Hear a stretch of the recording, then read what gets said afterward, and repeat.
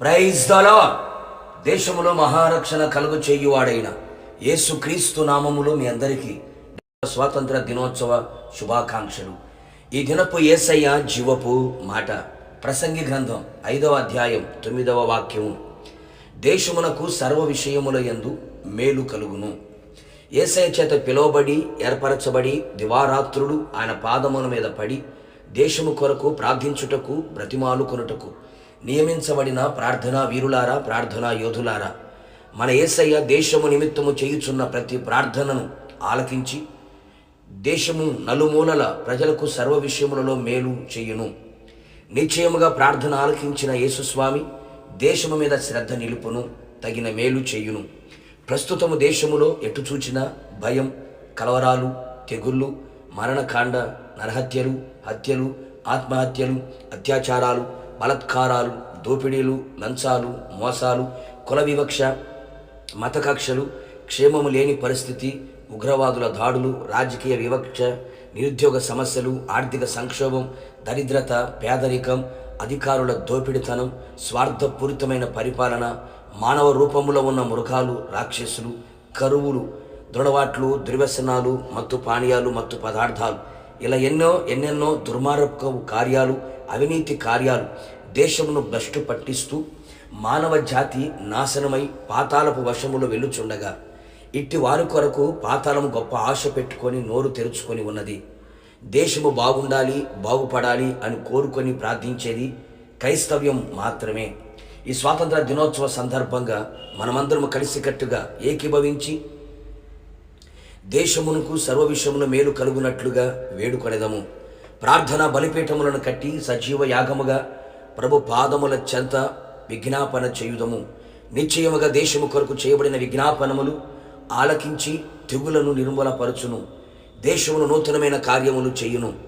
దేశమునకు క్షేమము కలుగు చేయును. తృప్తిగా భుజించి దేశమును నిర్భయముగా నివసించున్నట్లుగా చెయ్యును. ఏ భయము లేకుండా, ఏ దుష్ట మృగము రాకుండా కాపాడును. దేశములో మహారక్షణ కలుగు చేయును. దేశములో దేవుని మహిమ ఉదయించును.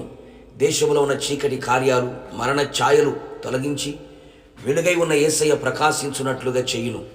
దేశమును పట్టి పీడిస్తున్న ప్రతి వ్యాధుల బలాన్ని, తెగుళ్ళని స్వస్థపరచును. దేశము భయపడక సంతోషించున్నట్లుగా, గంతులు వేయినట్లుగా చేయును.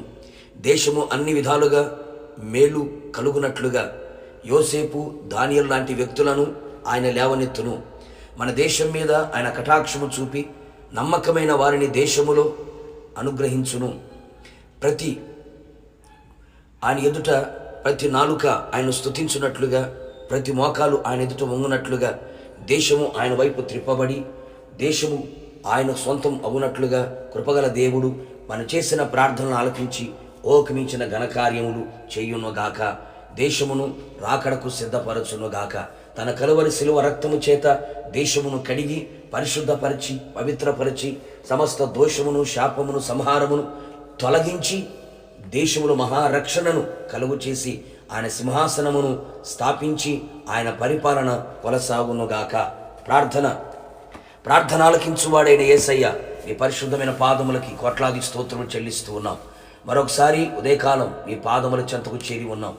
దేశము కొరకు ప్రార్థించడానికి, విజ్ఞాపన చేయడానికి, మీ పాదములు పట్టి బతిమాలుకోవడానికి మీరిచ్చిన కృపా ధన్యత కొరకై మీకు స్తోత్రము నాయన. ఈ ఒక్క దినం మాత్రమే కాకుండా మా జీవిత కాలం అంతా కూడా దేశము కొరకు ప్రార్థించగలిగినటువంటి భారాన్ని ప్రతి హృదయములో మీరు కలుగు చేయమని ప్రార్థిస్తున్నాం.